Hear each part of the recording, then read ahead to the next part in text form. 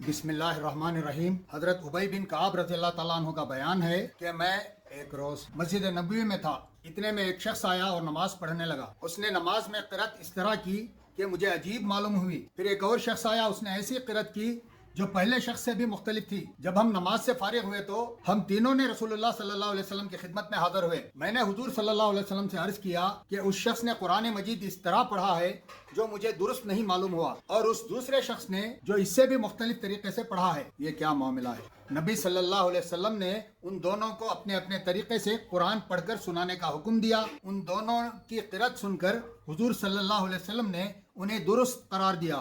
اس پر میرے دل میں تکذیب کا ایسا وسوسہ آیا کہ جاہلیت کے زمانے میں بھی کبھی نہیں آیا تھا۔ جب رسول اللہ صلی اللہ علیہ وسلم نے میری یہ کیفیت دیکھی تو آپ صلی اللہ علیہ وسلم نے میرے سینے پر ہاتھ مارا۔ آپ کے ہاتھ مارتے ہی میں پانی پانی ہو گیا اور میرے پسینے چھوٹ گئے۔ ڈر کے مارے یوں محسوس ہوا کہ میں اللہ کو دیکھ رہا ہوں۔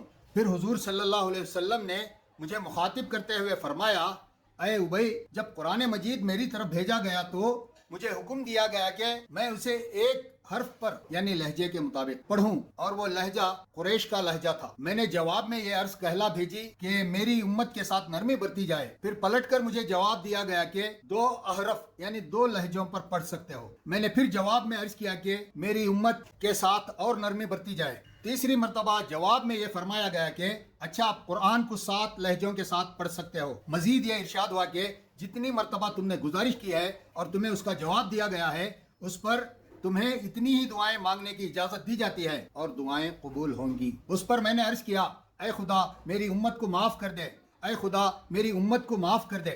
اور تیسری دعا میں نے اس دن کے لیے اٹھا رکھی ہے جبکہ ساری مخلوق میری طرف رجوع کرے گی کہ میں خدا کے حضور ان کی شفاعت کروں، یہاں تک کہ حضرت ابراہیم علیہ السلام بھی رجوع فرمائیں گے۔